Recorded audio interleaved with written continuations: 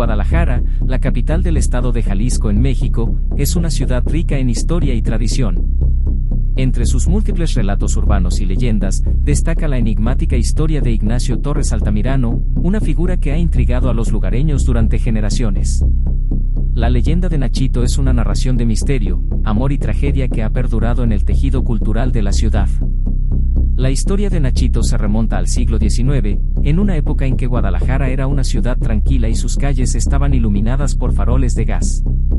De acuerdo a la historia contada de generación en generación, Ignacio era un niño como cualquier otro, pero desde muy temprana edad manifestó dos fobias: la claustrofobia, miedo a los espacios muy cerrados, y la nictofobia, miedo a la oscuridad. De acuerdo a la leyenda, en la época de aquellos acontecimientos, la ciudad natal de Nachito aún no disfrutaba del servicio eléctrico. Las narraciones cuentan que en la habitación del niño reinaba la penumbra, iluminada solo por la suave luz de las velas que arrojaban destellos en cada rincón. Lamentablemente, en una noche tormentosa, las potentes corrientes de aire de la ciudad se abalanzaron sobre la morada de Nachito, extinguiendo la frágil llama que guiaba su sueño. En medio de esa fatídica oscuridad, la madre de Nachito se percató de la situación al adentrarse en la habitación del niño, solo para hallar la desgarradora escena de su hijo sin vida en la cuna. Nachito había sucumbido a un infarto fulminante, consecuencia del terror que le provocó la oscuridad que reinó en su habitación.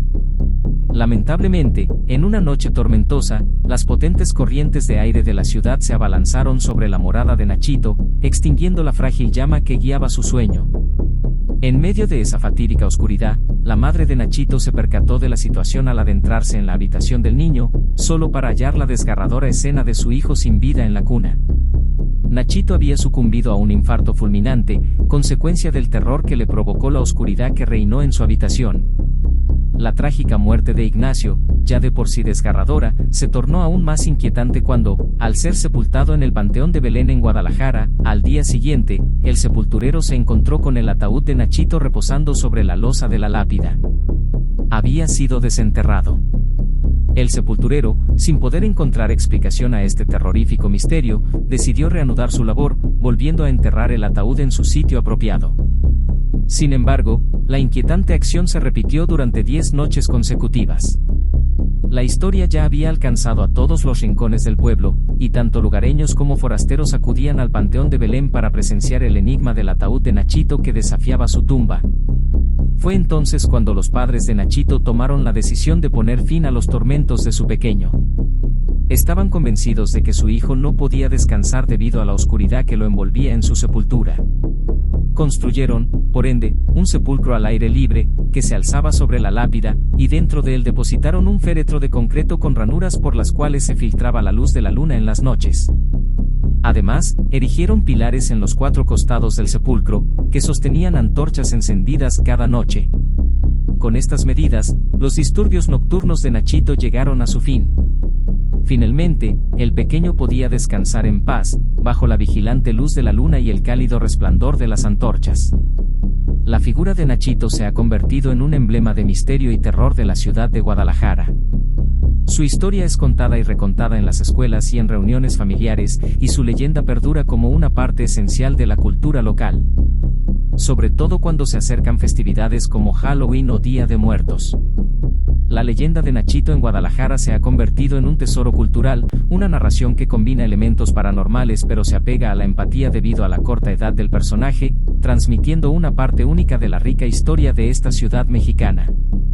A pesar de que su existencia real se encuentra en disputa, su influencia en la cultura y la imaginación colectiva de Guadalajara es innegable, lo que demuestra que las leyendas pueden ser tan poderosas como la historia misma. Un peculiar caso ocurrido en este cementerio es la historia de Toñito, el niño fantasma. Un bebé que apenas murió con 8 años a causa de una leucemia. Muchos son los que afirman haber visto el espectro de un niño de luz que corretea por las banquetas del panteón.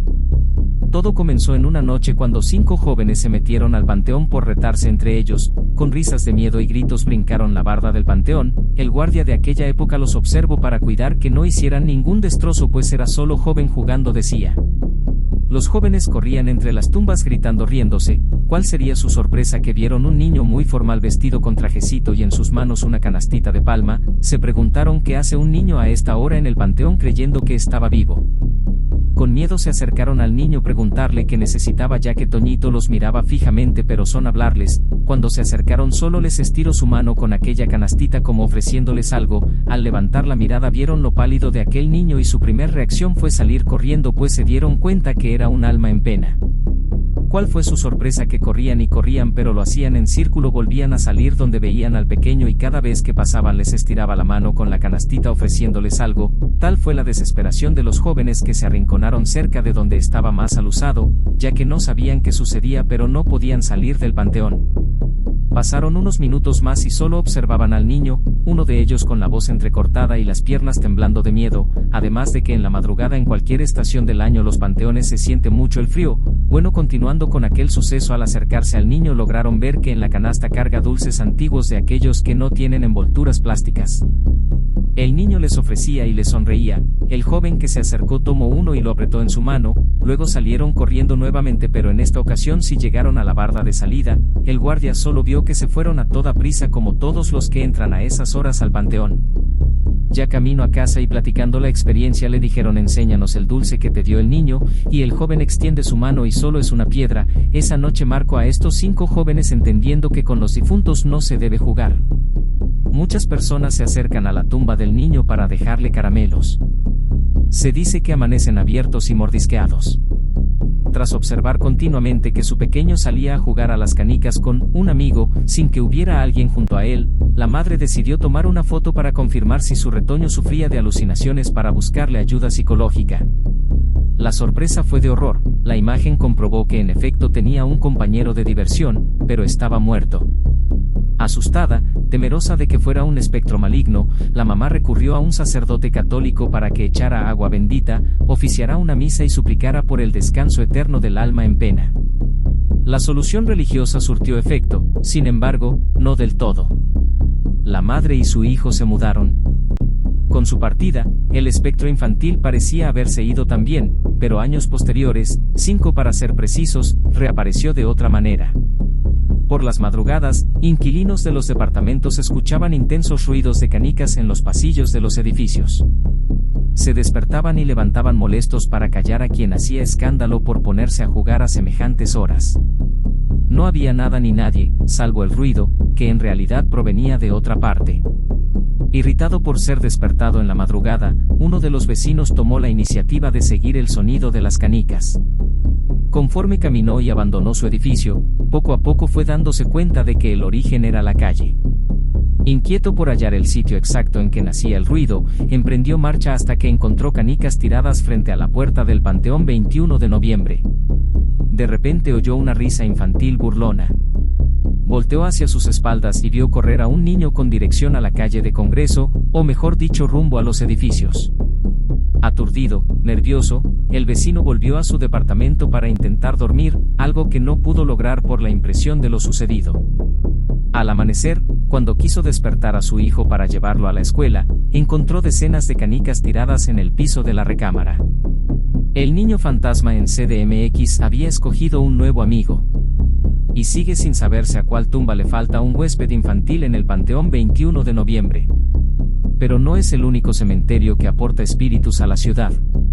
Con información de chilango.com, parralminutoamimuto.net y Infobae.